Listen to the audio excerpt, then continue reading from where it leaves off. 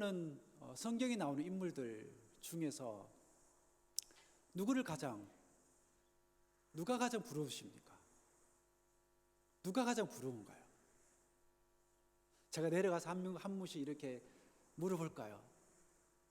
어떤 사람은 아브라함이라고 하기도 하고 다윗이라고 하기도 하고 사도 바울 여러 인물들이 나오겠죠. 누구를 가장 부러워하십니까? 옛날 제가 사역했던 어느 교회에서 어떤 권사님과 이제 대화를 나누게 되었는데 그 권사님이 뜬금없이 이렇게 얘기를 하는 겁니다. 목사님, 제가 요즘 기도하는 게 있습니다. 그게 뭡니까? 죽음을 위해서 기도하고 있습니다. 죽음을 위해서 요즘 기도하고 있는데 고통당하다가 죽는 게 너무 싫어서 자다가, 그분 표현이 그래요. 자다가 꼴까닥 했으면 좋겠다고. 자다가 평온하게 하나님의 부르심을 받았으면 좋겠습니다. 이걸 위해서 기도하고 있다고 그런 얘기를 하는 거예요. 그 기도가 제대로 응답이 되었는지 저는 확인해 보지 못했기 때문에 잘 모르겠습니다. 어쨌든 죽음의 공포가 최소화된 상태에서 죽음을 맞이하고 싶다, 그런 마음이었던 것 같아요. 그런 차원에서 생각을 해보면 성경에 나오는 인물들 중에서 아마 에녹이 가장 부러운 존재가 아닐까, 그런 생각을 해봅니다. 왜죠, 여러분들? 에녹이 왜 가장 부러운 존재일까? 네, 그는 죽지 않고 호련히 사라진 인물이기 때문에 그렇습니다.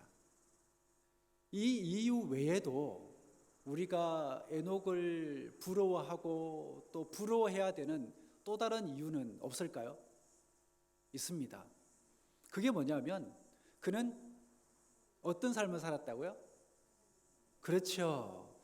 우리 박 고사님 눈을 딱 보시고 나 그거 정확하게 압니다 라고 얘기를 하잖아요. 그는 하나님과 동행했다는 겁니다. 창세기 저자는 그의 삶을 이렇게 기록을 하고 있습니다.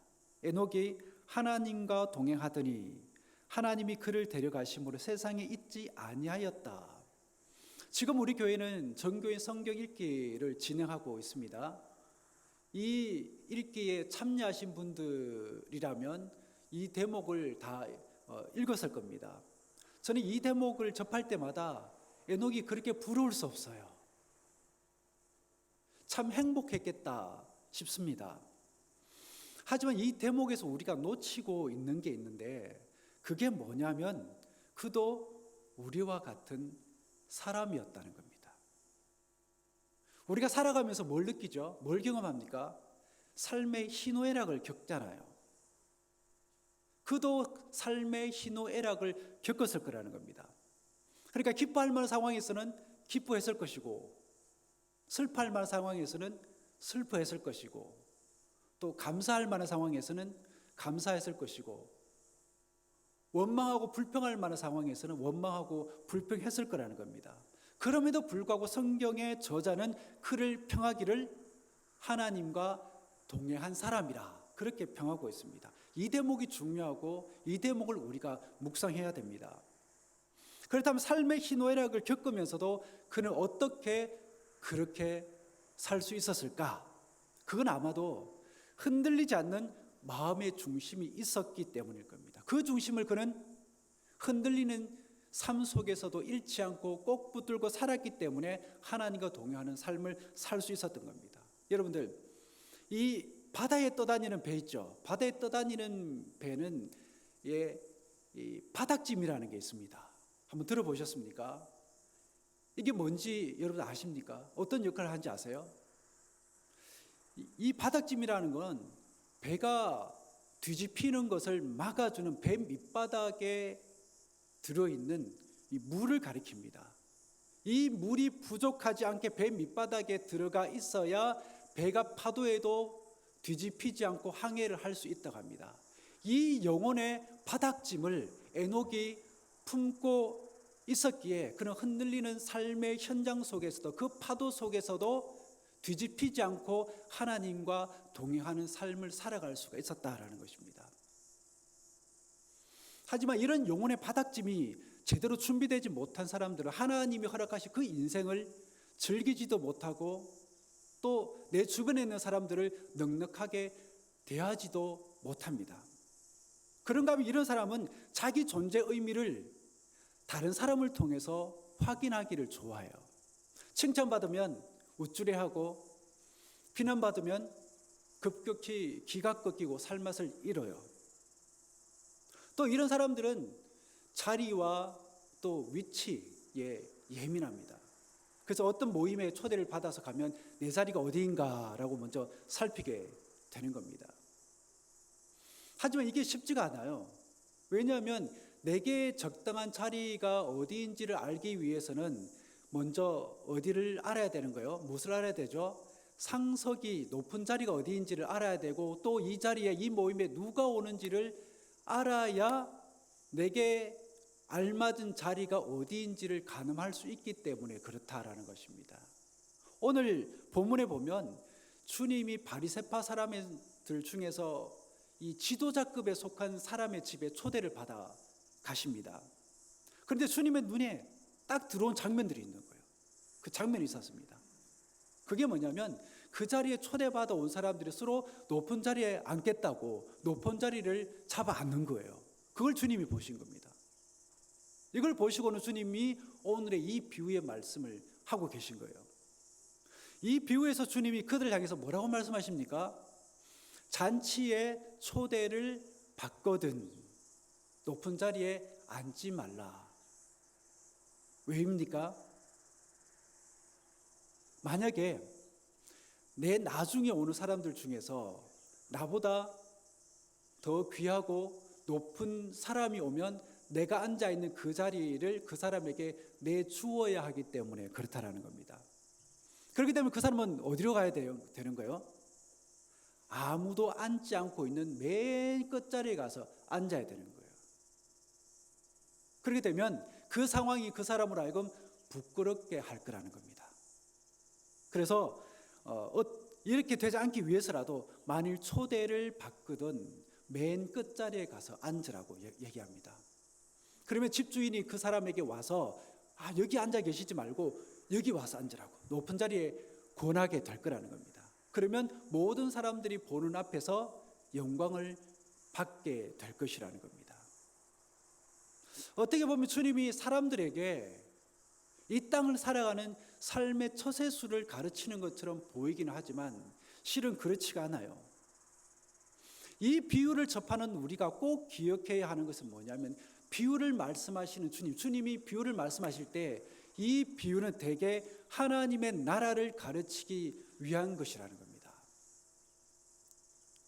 그런 측면에서 봤을 때 이 비유에 나오는 집주인을 우리는 하나님으로 보아도 좋을 것 같습니다. 즉 그 중심을 보시는 하나님은 우리가 이 땅에서 누리는 평판과 지위를 보고 우리를 평가하지 않으신다는 거예요. 마태복음 21장에 보면 주님은 하나님의 뜻을 행하는 것보다 자신들이 누리고 있는 그 지위에 더 만족하고 있는 대제사장과 장로들 향해서 이렇게 일침을 가합니다. 내가 진실로 너희에게 이르노니 세리들과 창녀들이 너희보다 먼저 하나님의 나라에 들어가리라. 이 사람들은 그렇게 생각했어요. 우리가 천국에 따놓은 1등 당상이지 어떻게 세리와 이런 창녀들이 우리보다 앞설 수 있느냐. 근데 주님 뭐라고 합니까? 아니다. 너희 생각이 틀렸다 라고 얘기를 합니다. 즉 주님이 서로 높은 자리에 앉으려고 하는 그 사람들을 향해서 맨 끝자리에 가서 앉으라고 말씀하신 것은 어떤 처세술을 가르치기 위한 것이 아니라 적어도 너희가 하나님 나라에 속한 사람이라면 자신의 자금을 인식하는 그런 겸손한 마음을 가져야 된다라고 말씀을 하고 계신 거예요. 그런데 주님의 이러한 가르침은 우리가 평소에 가지고 있는 상식이나 해왔던 관행과는 너무나 달라요. 우리는 어떻습니까? 우리는 사람들에게 무시를 당하지 않으려고 몸부림치죠. 그래서 어떻게 합니까? 소위 세상에서 잘 나가는 사람들을 만나려고 하고 그들과 어떻게든 인연을 이어가면서 인맥을 쌓으려고 하지 않습니까? 그리고 그 사람에게 선물을 주기도 합니다. 그런가 하면 제가 어릴 때 어른들이 하는 이런 얘기를 들었습니다. 무시당하지 않으려면 뭐라도 해야 된다? 면석이라도 해야 된다. 이런 얘기를 하는 것 들었습니다. 그런 무시당하는 상황을 겪지 않으려고 어떤 사람은 큰 집을 사기도 하고 좋은 차를 몰고 다니기도 하고 때로는 없는 이야기를 꾸며내서 뻥튀기 하기도 합니다. 이런 사람들 향해서 주님은 뭐라 그러냐?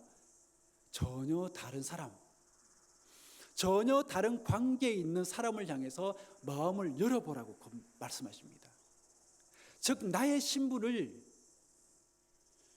치장하고 나의 신분을 그럴듯하게 만들어주고 또 돋보이게 하는 그런 사람들과, 소위 세상에서 잘 나가는 사람들과 어울리려고 하지 말고, 그 사람들과 관계를 가지려고 하지 말고 전혀 다른 관계에 있는 사람을 향해서 한번 눈을 떠보라고 얘기를 합니다.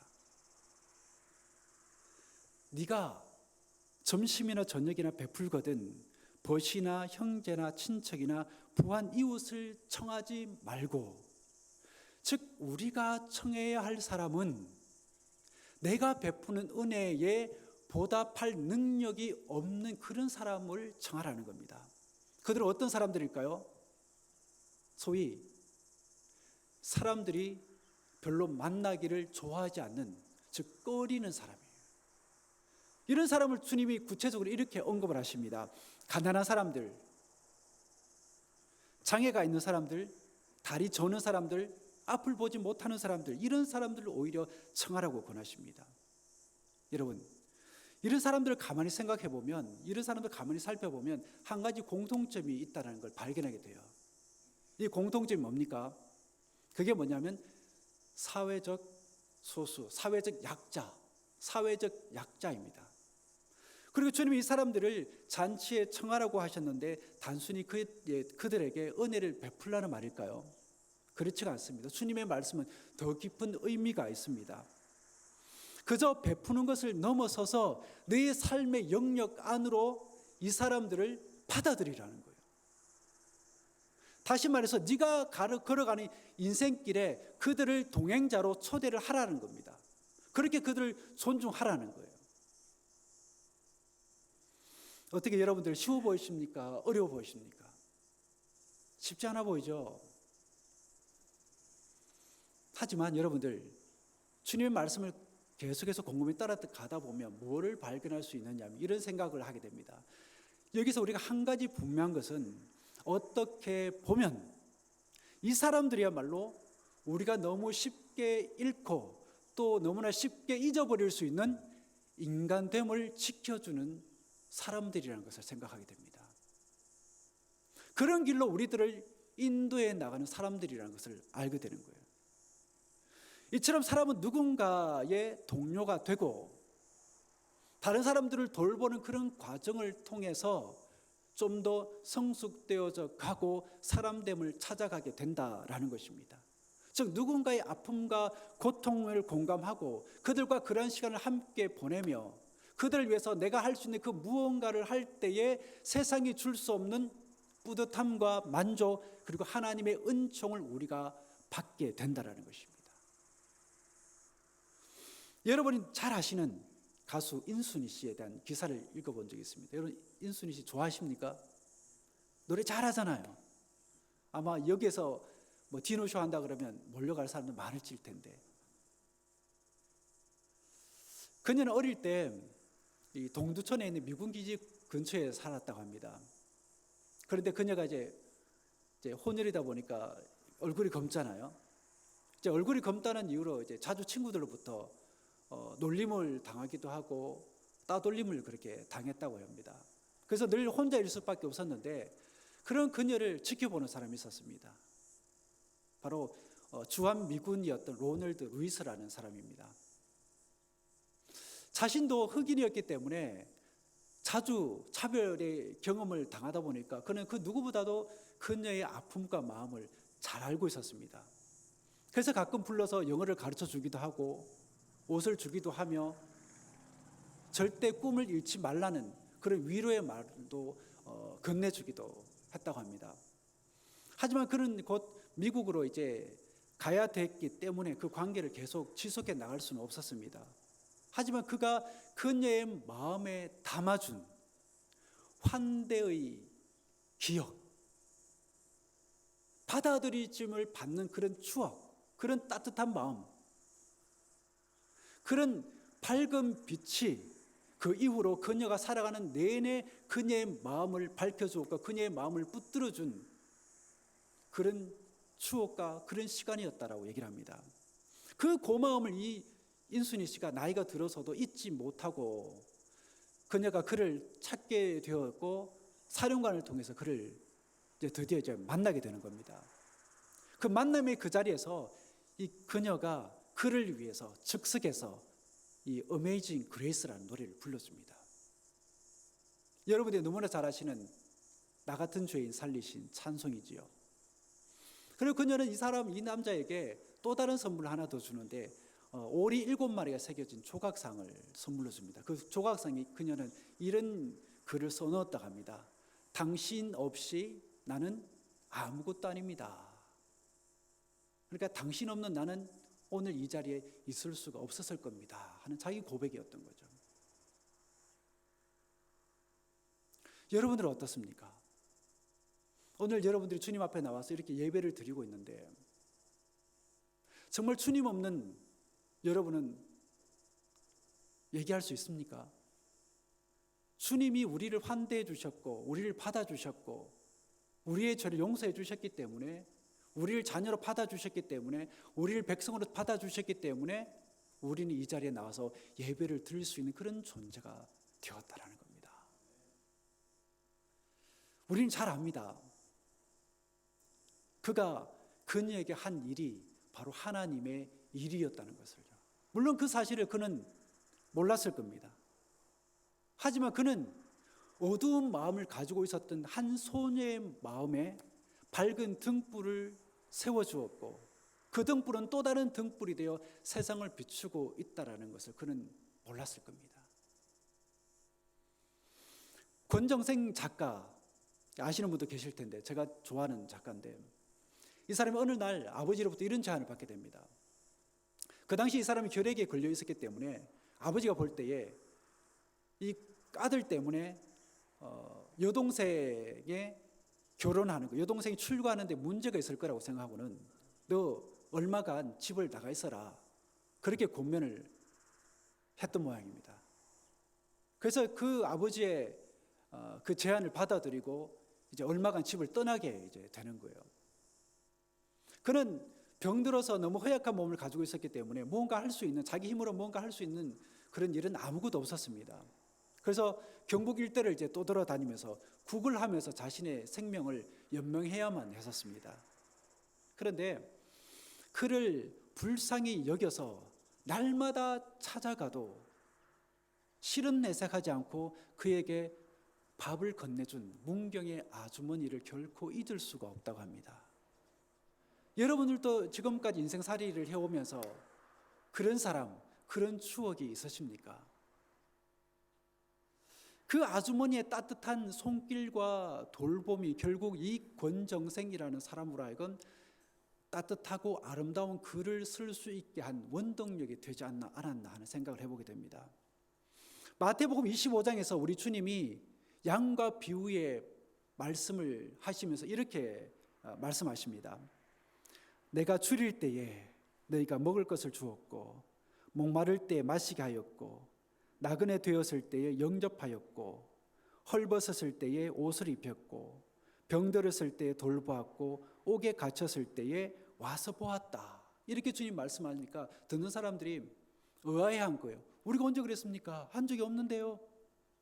이렇게 물어요. 물었더니 이렇게 묻습니다. 이 사람들이. 우리가 어느 때 주께서 줄이신 것을 보고 음식을 대접하였으며 목마르신 것을 보고 마시게 하였나이까? 어느 때에 나그네 되신 것을 보고 영접하였으며 헐벗으신 것을 보고 입혔나이까? 어느 때에 병드신 것이나 옥에 갇힌 것을 보고 가서 배웠나이까? 이에 대해서 주님이 결론적으로 이렇게 말씀하십니다. 너희가 여기 내 형제 중에 지극히 작은 자 하나에게 한 것이 곧 내게 한 것이니라. 여러분들 좌우를 한번 돌아보시죠. 좌우. 비록 내 옆에 앉아 계신 분이 주님께서 지금 말씀하고 있는 그 대상이 아닐 수는 있어도 사실은 우리가 폭넓게 그렇게 우리를 향해서 살라고 주님께서 권면을 하고 있는 말씀인 거예요. 이 비유에서 주님은 배고픈 사람, 목마른 사람, 나그네, 헐벗은 사람, 그리고 병든 사람, 감옥에 갇힌 사람의 모습으로 우리에게 다가오신다라는 겁니다. 어찌 보면 이 말씀이 얼마나 강렬하고 강한 메시지인지 몰라요. 즉 성도의 성도됨이라는 것, 교회의 교회됨이라는 것, 바로 이런 사람들을 잘 품고 함께하는 데 있다라는 겁니다. 그런데 우리는 이런 사실을 너무나 자주 잊고 살아가는 것 같습니다. 그런 차원에서라도 우리 교회는 성교와 구제를 지향하는 삶에 관심을 가져야 하는 것입니다. 그러면서도 우리가 잊지 말아야 할 것은 이에 대한 주님의 가르침입니다. 너는 구제할 때에 오른손이 하는 것을 왼손이 모르게 하여 내 구제함을 은밀하게 하라. 즉 자신을 자랑하기 위해서 요란하게 떠들지 말라는 거예요. 그런 차원에서 고아원이나 양로원에 물건을 가지고 가서 그곳에 그 물건을 잔뜩 쌓아놓고 그곳에서 폼 잡고 사진을 찍지 말라는 겁니다. 왜요? 이런 행위가 그곳에 사는 그 사람들로 하여금 굴욕감을 안겨줄 수 있기 때문에 우리는 기도해야 됩니다. 무엇을요? 우리와 우리 교회가 이렇게 늘 선한 일을 하면서 살 수 있도록 우리가 기도해야 됩니다. 그런데 더 많이 기도해야 될 게 있어요. 이런 사실조차도 잊어버리기 위해서 우리는 기도해야 됩니다. 하지만 그 사실을 누가 기억해 주신다고요? 우리 하나님이 기억해 주신다는 거예요. 기억하셨다가 그런 우리에게 복을 주신다는 겁니다. 잠언은 말을 합니다. 가난한 자를 불쌍히 여기는 것은 여호와께 구워 드리는 것이니 그의 선행을 그에게 갚아주시리라. 그렇다면 그 누군가에게 이런 선을 행하고서도 잊어버리는 그 사람이 가지는 가장 큰 복은 무엇일까요, 여러분들? 그건 바로 자신도 모르게 내가 하나님의 손과 발이 되어 살았다라는 그 사실 자체입니다. 사실 우리 주님 우리에게 가장 바라시는 게 바로 이겁니다. 이 땅 가운데서 네가 나의 입이 되고 네가 나의 발이 되고 네가 나의 손이 되어 살라. 이게 주님께서 우리에게 바라시는 거죠. 우리 교인들 중에서도 이런 분들이 많이 계십니다. 순간순간 주님께서 주시는 마음을 가지고 말씀을 따라 이렇게 사신 분들이 많이 계세요. 그런 분들에게 주님께서 이렇게 말씀하십니다. 네게 복이 되리니. 네게 복이 되리니. 그분들에게 주님이 그렇게 한 그 사람들에게 하나님이 복을 주시겠다는 겁니다. 그 사람의 그런 생각과 그 행동을 하나님께서 너무 귀하게 보시니까 그에게 복으로 갚아 주시겠다는 것입니다. 물론 그렇게 사는 게 어찌 쉽기만 하겠습니까? 하지만 그 자리가 말씀이 뿌리를 내리는 자리이고 그 자리가 생명과 복이 깃든 자리이기 때문에 그 자리에 우리가 머물기를 원하는 것이고 그렇게 살아가는 우리 모두가 되기를 간절히 원하는 것입니다. 그렇게 살다 보면 우리도 모르게 그 누군가의 가슴에 작은 생명의 씨앗을 심게 되고 또 그 가슴에 꺼지지 않는 등불을 세우는 인생이 되는 것입니다. 그 다음은 우리 주님이 다 알아서 하실 겁니다. 그 복된 자리에 저와 여러분이 서 있게 되기를 축복합니다. 기도하겠습니다.